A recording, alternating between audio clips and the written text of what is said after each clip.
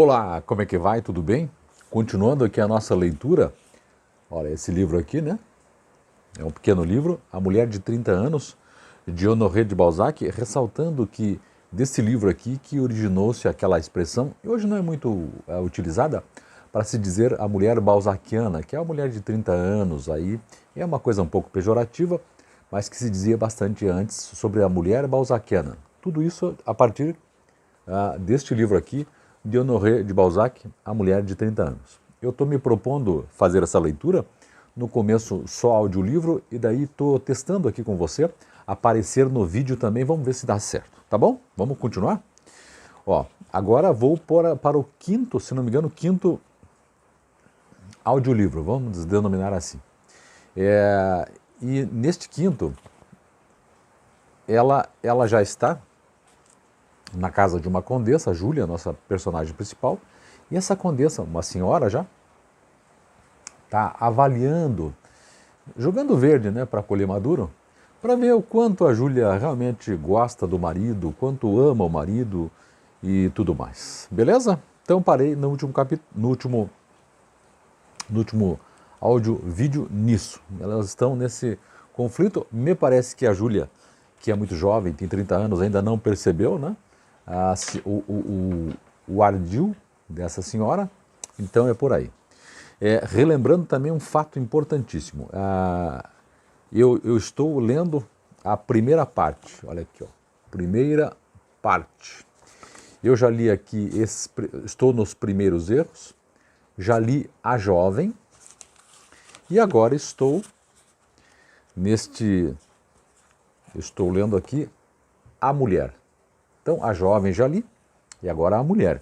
Né? A mulher, esse é o contexto da nossa história aqui, que é muitíssimo interessante, do livro do Honoré de Balzac. Vamos lá então? Vamos continuar a nossa leitura. Eu vou fazendo pontuações aqui que eu achar que sejam necessárias. Pontuações necessárias. Bom, vamos lá. Página 36 já. Propôs-se, então ela, a senhora, propôs-se, então, converter Júlia às doutrinas monarquistas do século de Luís XV.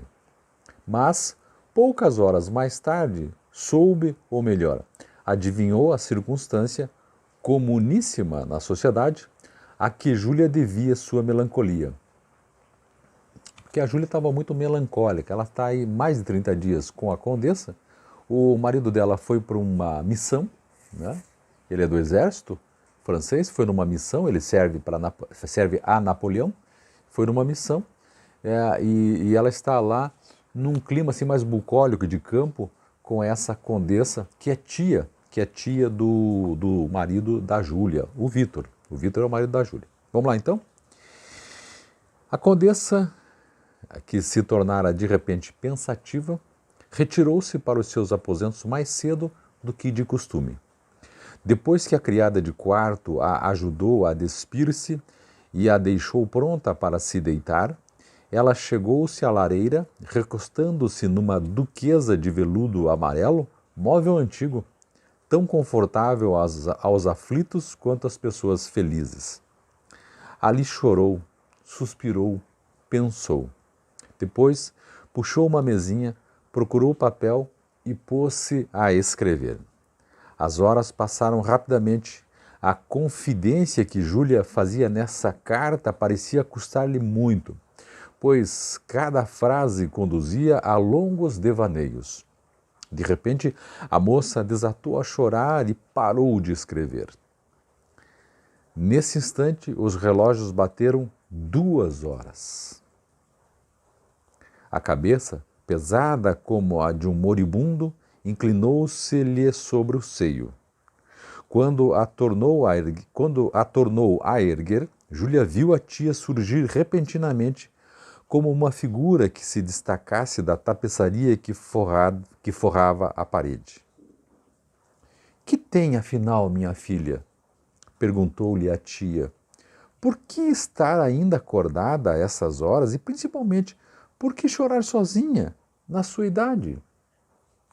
Relembrando, gente, que nesse tempo, não é como hoje, internet, televisão, essas coisas todas, as pessoas dormiam cedo.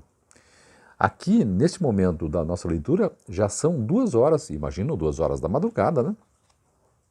E ela escrevendo e chorando, e obviamente que soluçando, a tia, senhora, já percebeu, entrou no quarto e perguntou: o que está acontecendo? Sentou-se sem cerimônia ao lado da sobrinha e devorou com os olhos a carta começada. Olha que velhinha danada! Começou a ler a carta que a Júlia tinha começado.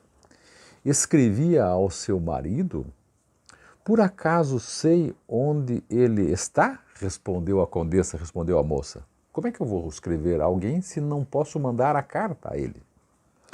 A tia segurou o papel e leu. Trouxera os óculos no que havia premeditação. A inocente criatura deixou que ela segurasse a carta sem fazer a mínima observação. Não era falta de dignidade, nem qualquer sentimento secreto de culpabilidade o que lhe tirava assim toda a energia. Não, a tia encontrava-se ali diante de um desses momentos de crise, em que a alma está sem alento, em que tudo é indiferente, tanto o bem como o mal, tanto o silêncio como a confiança.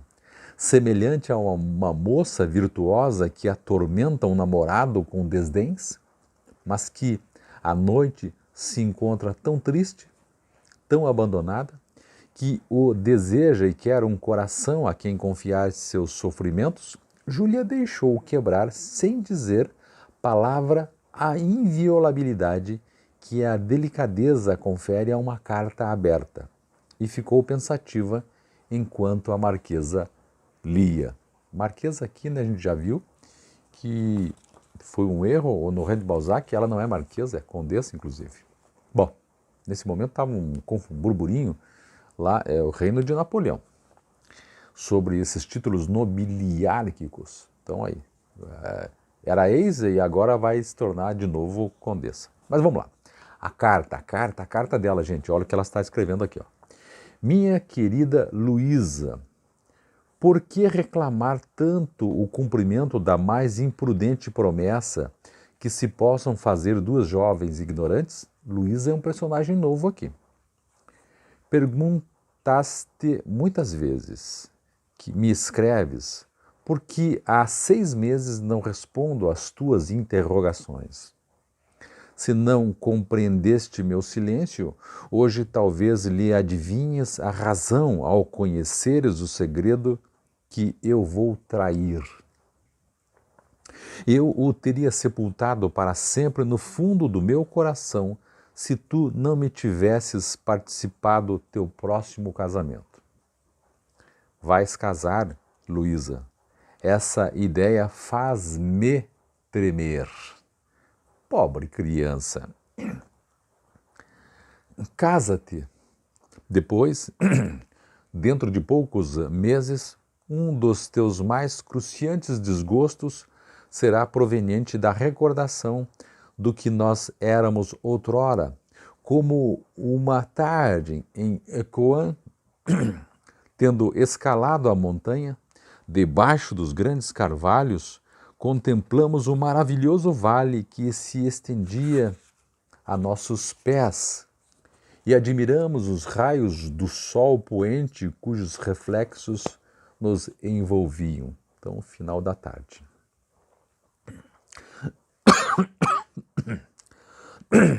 Sentamos numas pedras e caímos num êxtase, que foi seguido da mais doce das melancolias. Foste a primeira a pensar que aquele sol distante nos falava do futuro. Éramos então bem curiosas e bem loucas. Lembras-te de todas as nossas extravagâncias? Abraçamo-nos como dois enamorados, segundo dizíamos. Juramos que a primeira de nós que se casasse contaria fielmente à outra os segredos do matrimônio, as alegrias que as nossas almas infantis imaginavam tão deliciosas. Essa tarde há de te causar desespero, Luísa. Nessa época tu eras jovem, bonita, despreocupada, senão feliz. um marido, em pouco tempo te tornará o que já sou, feia, doente e velha. Dizer-te o quanto eu me sentia orgulhosa e feliz por desposar o coronel Victor d'Aiglemont seria uma loucura. E como seria mesmo possível te dizer isso se já não me lembro nem de mim? Em poucos instantes, minha infância passou a ser um sonho. Minha atitude durante o dia solene que consagrou um laço cuja extensão eu desconhecia, não foi irrepreensível. Por mais de uma vez meu pai procurou reprimir meu contentamento, pois eu manifestava alegrias que eram julgadas inconvenientes e minhas palavras davam margem à malícia, justamente porque não tinham malícia. Eu fazia 1000 criancices com o véu nupcial, o vestido e as flores, ao ficar sozinha à noite no quarto para onde fora conduzida com todo o aparato. Pensei numa travessura para intrigar Victor e, enquanto esperava por ele, sentia palpitações de coração semelhantes àquele 31 de dezembro, quando, furtivamente, eu me introduzia no salão onde estavam guardados os presentes. Quando meu marido entrou, quando me procurou, o riso que ouviu, riso sufocado sob as musselinas que me envolviam, foi o último lampejo daquela suave alegria que animava os folguedos de nossa infância. E aí fechou a carta. Quando a marquesa é a senhora, sempre relembrando que não é a marquesa, por um erro aqui. Quando a marquesa terminou a leitura daquela carta que, a julgar pelo seu começo, deveria conter observações bem tristes, colocou lentamente os óculos sobre a mesa, nela também largou a carta e pousou na sobrinha 2 olhos verdes, cujo brilho claro ainda não tinha sido amortecido pela idade. Minha filha, disse ela, uma mulher casada não pode escrever isso a uma jovem sem cometer uma inconveniência. Era o que eu pensava, respondeu Júlia, interrompendo a tia, e sentia vergonha de mim enquanto a senhora lia. Se, quando estamos à mesa, uma iguaria não nos agrada, não devemos enjoar os outros, minha filha, tornou a marquesa com bonomia, principalmente porque, desde Eva até nossos dias, o casamento sempre tem sido encarado como uma coisa excelente. Sua mãe não vive mais? A condessa, a moça, Júlia, estremeceu. Depois ergueu docemente a cabeça e disse: de um ano para cá, por mais de uma vez tenho lamentado sua falta. Não fiz mal em não ter escutado os conselhos de meu pai, que não queria Victor por genro. Aliás, mas fiz mal em não ter escutado os conselhos de meu pai, que não queria Victor por genro.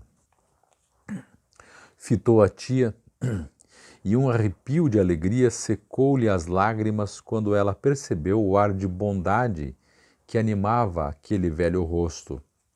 Estendeu-lhe a mão, que ela parecia solicitar, e quando seus dedos se apertaram, as 2 mulheres acabaram por se compreender. Olha que situação interessante.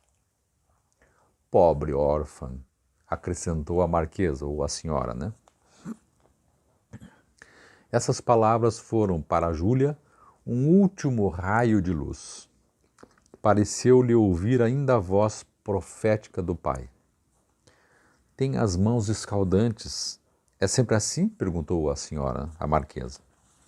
Apenas há 7 ou 8 dias minha febre passou, respondeu ela. Tinha febre e nada me dizia? Tenho-a faz 1 ano, disse Júlia, com uma espécie de ansiedade pudica. De modo que, meu anjo, tornou a tia, até agora o casamento só foi para você um longo sofrimento? A moça não ousou responder, mas fez um gesto afirmativo que traía todas as suas mágoas. É então infeliz? Oh, não, minha tia. Vitor ama-me com idolatria e eu o adoro. Ele é tão bom. Sim, você o ama, mas foge dele. Não é verdade? Sim, às vezes. Ele me preocupa demais. Quando está só, não a assalta às vezes o temor de que ele venha surpreendê-la? Sim, de fato, minha tia, mas asseguro-lhe que o amo de verdade. Intimamente, não se acusa de não saber ou não poder partilhar de seus prazeres? Por vezes não lhe ocorre a ideia de que o amor legítimo é mais difícil de sustentar que uma paixão pecaminosa? Olha que interessante essa afirmação de uma senhora. Por vezes, até às vezes a gente está num casamento, talvez você esteja aí. O amor, não lhe ocorre a ideia de que o amor legítimo é mais difícil de sustentar que uma paixão pecaminosa? Isso mesmo, exclamou ela, chorando. A senhora vê claro naquilo que para mim é um enigma. Meus sentidos estão entorpecidos, meu cérebro vazio, vivo com dificuldade. Minha alma está oprimida por uma apreensão indefinível que gela meus sentimentos e me lança num torpor permanente. Não tenho voz para me lamentar, nem palavras para exprimir meu desgosto. Sofro e tenho vergonha de sofrer vendo Vitor feliz com o que me mata. Tudo isso não passa de criancice, exclamou a tia, cujo rosto descarnado animou-se de súbito num sorriso aberto, reflexo das alegrias de sua mocidade. Também a senhora se ri? Disse a moça com desespero. Olhe bem, ela fala, eu também fui assim, retorquiu prontamente a marquesa, a senhora, né? Agora que Vitor a deixou sozinha, não se tornou de novo uma mulher solteira, tranquila, sem prazeres, mas sem sofrimentos? Júlia arregalou os olhos espantados. Em suma, meu anjo, adora Vitor, não é verdade? Mas gostaria mais de ser irmã do que mulher dele, e o casamento para você foi uma decepção. É isso mesmo, minha tia. Mas por que sorrir? Sim, tem razão, minha filha. Em tudo isso não há nada de engraçado. Seu futuro seria invadido por mais de um pesar se eu não a tomasse sob minha proteção. E se minha longa experiência não me permitisse adivinhar a causa inocente da sua mágoa. Meu sobrinho não merecia a felicidade que tem, o tolo. Sob o reinado do nosso muito amado Luís XV, uma moça que se encontrasse na situação em que você se encontra, em pouco tempo castigaria o marido por se conduzir como um verdadeiro lansquenete. Que egoísta! Os oficiais desse tirano imperial, o Napoleão então, né, Bonaparte, são todos uns torpes ignorantes. Tomam a brutalidade por galanteria. Sua ignorância acerca das mulheres ainda é maior que a sua inépcia para amar. Julgam que o ter de enfrentar a morte no dia seguinte os dispensa na véspera de cuidados e atenção para conosco. Outrora, sabia-se tão bem amar como morrer no momento preciso. Fique descansada. que eu hei de ensiná-lo. Porém, um fim a esse triste desentendimento, aliás, muito natural, que levaria vocês a se odiarem mutuamente, a desejarem um divórcio, e isso se você não morresse antes de chegar ao desespero. Júlia escutava a tia com espanto, surpresa por ouvir palavras cuja sabedoria ela mais pressentia que compreendia, e assombrada por encontrar na boca de uma parenta cheia de experiência, mas sob uma forma mais suave, a opinião que seu pai tinha a respeito de Vítor. Teve, talvez, uma antevisão nítida de seu futuro e sentiu sem dúvida o peso dos males que a deviam acabrunhar, pois rompeu em pranto e lançou-se nos braços da senhora, dizendo-lhe: seja minha mãe. Seja minha mãe. Página 42, estamos progredindo, a leitura é vagarosa e vamos fazendo pontuações aí. Olha aqui o livro. A tia não chorou, pois a revolução deixou às mulheres da antiga monarquia poucas lágrimas nos olhos. Primeiro o amor e mais tarde o terror familiarizaram-nas com as mais pungentes peripécias, de modo que conservam em meio aos perigos da vida uma dignidade fria, uma afeição sincera, mas sem expansões, que lhes permite serem sempre fiéis à etiqueta e conservarem uma atitude nobre que os novos costumes caíram no erro de repudiar. A marquesa, então a senhora, não é, que não é marquesa, houve um erro aqui, ela tomou a moça em seus braços, beijou-a na fronte com uma ternura, né, aqui, com uma ternura e uma graça que muitas vezes se encontram mais nos hábitos e maneiras dessas mulheres que no seu coração. Acariciou a sobrinha com palavras meigas, prometeu-lhe um futuro feliz, embalou-a com promessas de amor enquanto a ajudava a deitar-se, como se fosse sua filha. Uma filha querida cujas esperanças e tristezas ela fazia suas. Revia-se jovem, inexperiente e bela na sobrinha. A condessa adormeceu. Então a moça, a Júlia, adormeceu. Feliz por ter encontrado uma amiga, uma mãe a quem, daí em diante, poderia tudo contar. Vamos lá, vamos lá. Bom, veja que agora ela acabou contando o segredo que ela trazia no seu coração, de tanta melancolia, tanta tristeza, porque casou-se com um homem que talvez tivesse uma brutalidade típica dos militares do Napoleão. A tia foi dizendo aqui. E via anteriormente nele assim a figura, digamos que exótica, de um cavaleiro e cavalheiro, né? De alguém que poderia trazer a ela um amor, aquele amor de expressão bastante romântica. O pai já advertira antes, dizendo: esse não é homem para você, filha, mas ela não escutou.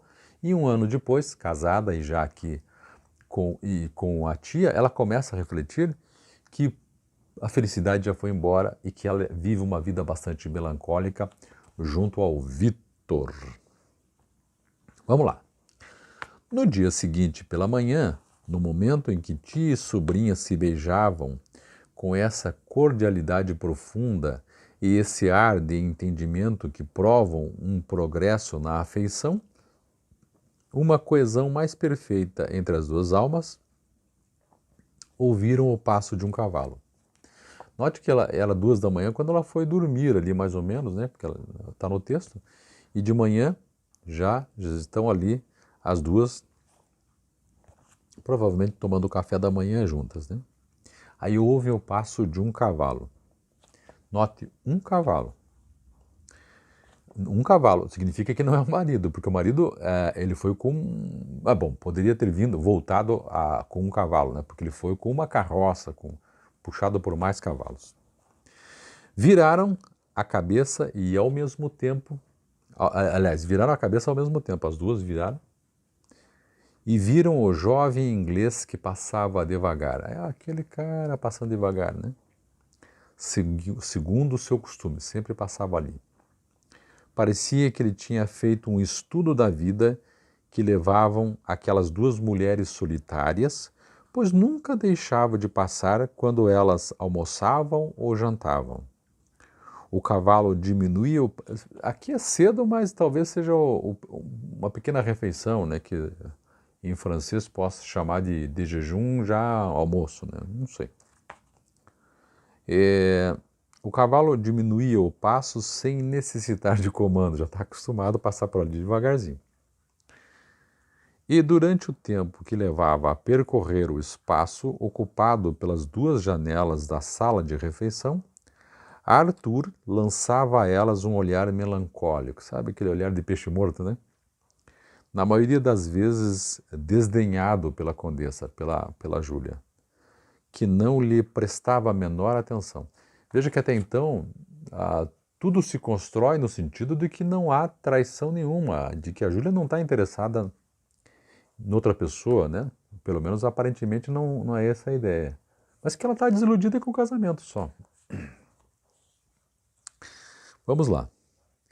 Mas, acostumada a essa curiosidade mesquinha que se volta para as coisas mais insignificantes a fim de animar a vida de província, e a qual dificilmente escapam os espíritos superiores, a marquesa, aqui é a senhora, né? A senhora divertia-se com o amor tímido e sério, tão tacitamente expresso pelo inglês. O inglês aqui é corajoso também, né? Ele está numa situação complicada, esse inglês na França. Veja que, entre aspas, na outra leitura nós percebemos que o Napoleão mandou prender os ingleses que estavam na França. Ficaram ali sem poder sair. Não se esqueça que o Vítor é um militar do Napoleão Bonaparte. Veja que situação complicada para esse inglês aqui, o Arthur, ou Arthur, né? Vamos lá. Aqueles olhares periódicos tinham se tornado como que um hábito para ela. E todos os dias ela assinalava a passagem de Arthur com novos gracejos. Ao sentarem à mesa, as duas senhoras olharam simultaneamente para o Ilhéu. Ilhéu é o inglês, né, gente? Porque provavelmente ele fala Ilhéu porque a Inglaterra é uma ilha, será? Os olhos de Júlia e de Arthur, olha o perigo aqui da paixão. Os olhos de Júlia e de Arthur encontraram-se dessa vez com tal precisão de sentimentos que a moça corou, ficou vermelhinha. Imediatamente o inglês fustigou o cavalo e partiu a galope. Olha que interessante. A história começa a tomar agora aqui um novo rumo, porque primeiro nós temos a tia sabendo de toda a infelicidade da Júlia no casamento com o Vítor, e ao mesmo tempo tem esse inglês, o Arthur, fazendo esse trabalho ali de bastidores, né, de conquista da Júlia, que ele se interessou.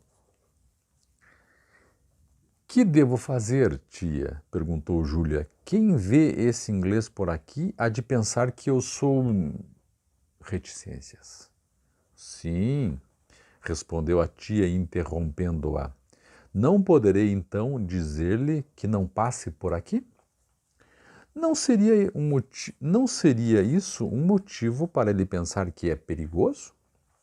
E, de resto, pode-se impedir um homem de passear onde bem entenda? Amanhã não comeremos mais nesta sala. Quando não mais nos vir aqui, o jovem fidalgo desistirá de a amar pela janela. Eis, minha filha, como se comporta uma mulher que tem traquejo social. Olha aí, ó, ensinamentos de uma senhora que tem traquejo social. O que vai fazer? Ao invés de ir lá enfrentar o inglês, dizer não passe mais aqui, eu sou casada, e esse papo todo, a senhora aconselha a fazer outra coisa. E também não sei se nesse conselho não tem assim alguma maquinação dessa senhora, mas ela aconselha que elas troquem de lugar onde fazem as refeições, porque elas fazem numa sala que tem 2 janelas onde passa esse inglês sempre. Então ela aconselhou a trocarem de sala de refeições. Vamos lá. Mas a infelicidade de Júlia deveria ser completa. Assim que as 2 senhoras se levantaram da mesa, o criado de quarto de Vítor chegou repentinamente. O criado de quarto de Vítor chegou repentinamente. É um funcionário do Vítor, né? Chegou rapidamente, repentinamente. Ele vinha de Bourges a toda a brida, quer dizer, no galeto, no galope, por caminhos pouco frequentados. Ele vinha por atalhos. E trazia para a condessa uma carta do marido. Olha que interessante aí. Vítor, que havia deixado o imperador, anunciava à mulher a queda do regime imperial, a tomada de Paris e o entusiasmo que explodia em toda a França a favor dos Bourbon. Mas, não sabendo como chegar até Tours, onde elas estavam, rogava-lhe que se dirigisse a toda pressa para Orleans. Ele disse, olha, o que eu estou entendendo aqui, caiu o Império Napoleônico. Aí não sei, porque ele é alguém ligado a Napoleão. Vamos ver como é que isso vai se dar. Ele disse, estou mandando esse meu porta-voz aí por caminhos, né, tortuosos, porque eu mesmo não consigo chegar aí. Então venha para até Tours, onde ele, Vítor, estava. Ele estava dizendo, caiu que havia deixado o imperador, anunciando a queda do regime imperial e a tomada de Paris, e o entusiasmo que explodia em toda a França a favor dos Bourbon. Bourbon é uma família tradicional, né, de reis, se não me engano, da França. Importante aqui a gente localizar a nossa história.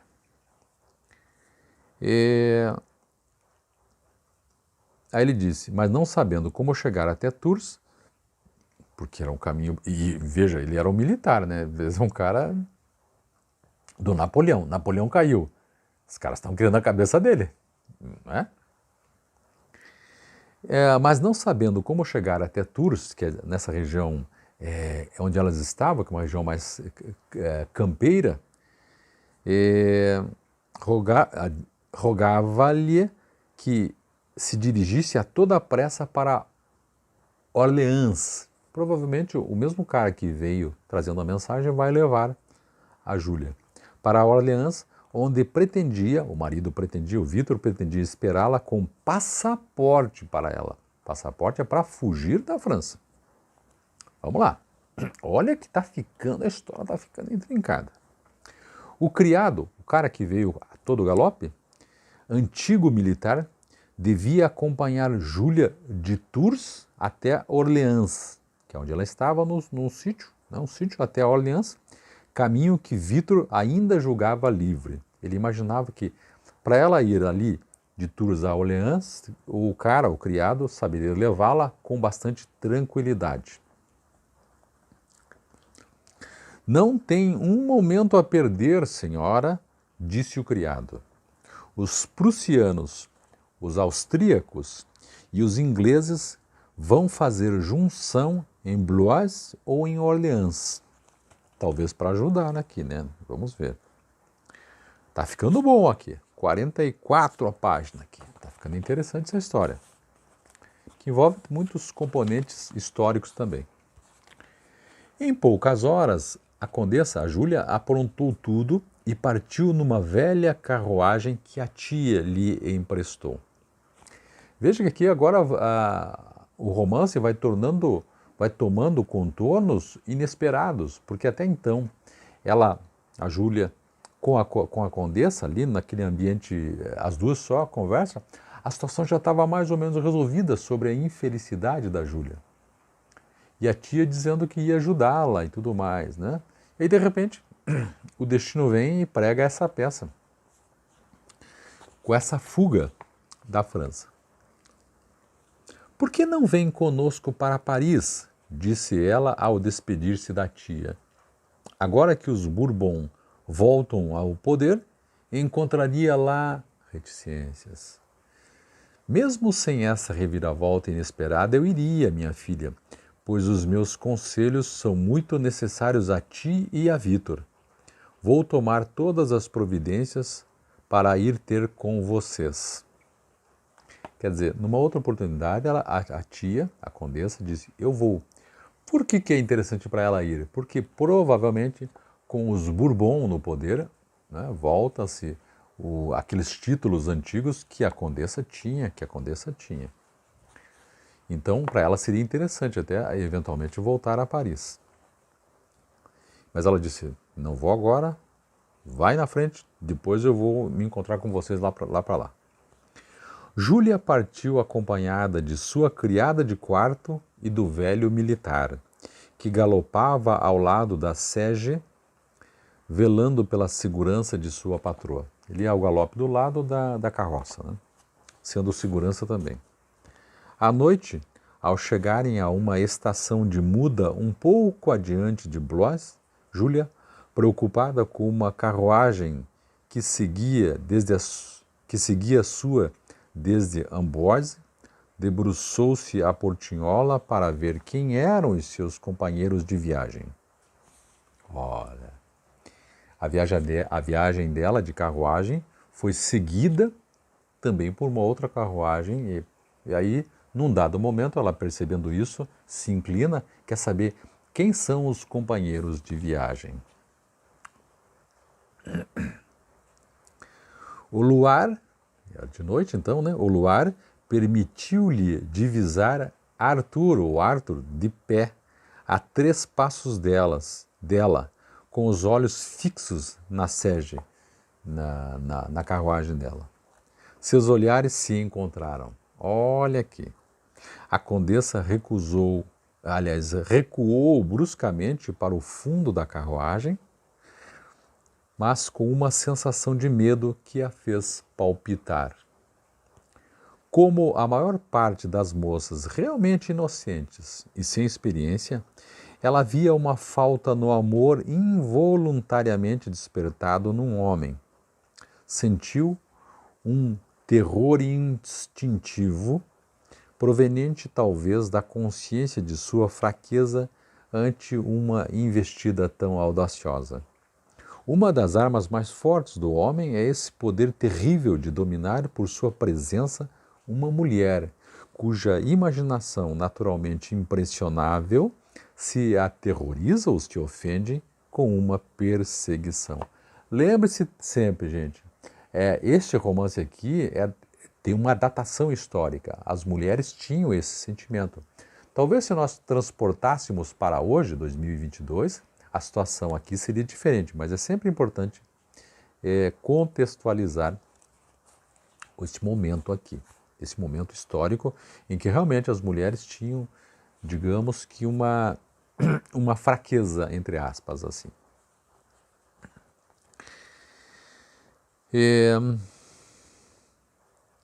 A condessa lembrou-se do conselho da tia e resolveu permanecer durante toda a viagem no fundo da sege, sem sair, no fundo da carruagem. Mas, em cada posta, quer dizer, talvez em cada parada, ela ouvia o inglês passear em torno das 2 carruagens e na estrada o ruído importuno de sua caleça, talvez da sua carroça, ressoava-lhe incessantemente aos ouvidos de Júlia. Ela apressou-se a pensar que, tão logo se reunisse ao marido, Vítor saberia defendê-la daquela singular perseguição. Mas, e se afinal esse rapaz não me amasse? Essa reflexão foi a última que fez. Ao chegar a Orleans, chegando-lhe já perto do Vítor, sua sege foi detida pelos prussianos. Levada para o pátio de um albergue e posta sob a guarda de soldados. A resistência era impossível. os estrangeiros explicaram aos 3 viajantes. Então, o guarda-costa dela, ela e mais a criada, por sinais imperativos, que tinham recebido ordem de não deixar sair ninguém da carruagem. A condessa chorou durante cerca de 2 horas, prisioneira entre soldados que fumavam, riam e às vezes a fitavam com insolente curiosidade. Mas, finalmente, viu-os afastarem-se com uma espécie de respeito ao ouvirem o tropel de vários cavalos. Pouco depois, um grupo de oficiais superiores estrangeiros, à frente dos quais estava um general austríaco, cercou a carruagem. Veja que nós estamos aqui, dentro da França, estamos falando de general austríaco, inglês e tudo mais. Senhora, disse-lhe o general, queira aceitar nossas desculpas, houve um engano. Pode continuar sem temor sua viagem. Aqui está um passaporte que lhe evitará doravante qualquer contrariedade. A condessa, trêmula, pegou o papel e balbuciou umas palavras vagas.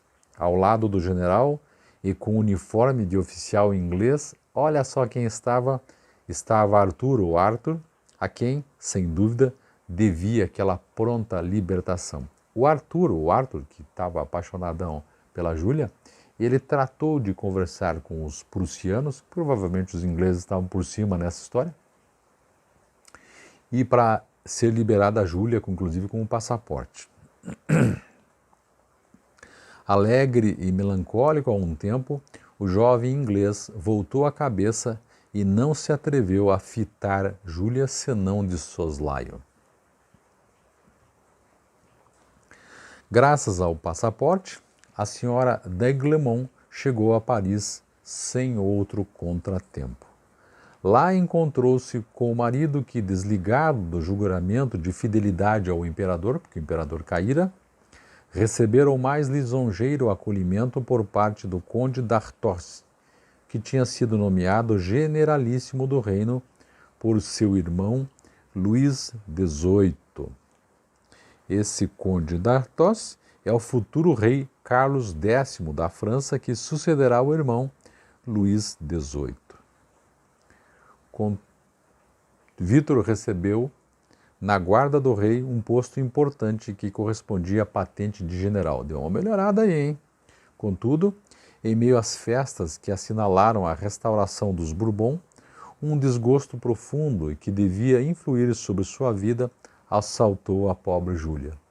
Ela perdeu a tia, a condessa, aquela senhora que havia ficado lá no sítio, a condessa de Listomère-Landon, morreu de emoção e de um ataque de gota que lhe subiu ao coração ao ver novamente em Tours o duque d'Angoulême. O duque d'Angoulême comandava o exército francês que em 1823 foi mandado a auxiliar Fernando VII contra os liberais espanhóis. Assim, a pessoa que por sua idade tinha o direito de esclarecer Vítor, a única que por seus conselhos hábeis poderia tornar mais perfeito o entendimento de marido e mulher, essa pessoa estava morta. Júlia sentiu toda a imensidão dessa perda. Agora, entre o marido e ela só havia ela mesma. Mas, jovem e tímida, entregou-se antes ao sofrimento que à recriminação. A própria perfeição de seu caráter opunha-se a que ousasse subtrair-se a seus deveres ou tentasse pesquisar as causas de sua infelicidade, pois fazê-la cessar teria sido empresa muito delicada. Júlia recearia ofender seu pudor de jovem. E aí termina aquele subcapítulo, aquele subespécie de capítulo chamado A Mulher. Né? A Mulher. Termina aqui e agora, no próximo vídeo, eu vou começar com a mãe. Então, a jovem, a mulher e agora a mãe. Tudo isso dentro de um grande capítulo aqui chamado Primeiros Erros, que está também numa grande parte que chama-se Primeira Parte. Então, primeiros erros, primeira parte, a jovem, a mulher e agora, no próximo, iniciaremos a mãe. Ok? Então é isso. Até o próximo áudio, vídeo, book. Espero que você esteja gostando. Eu estou adorando fazer essa leitura com vocês e a gente fazendo esse bate-papo aí. Valeu, muito obrigado. Até mais. Tchau, tchau.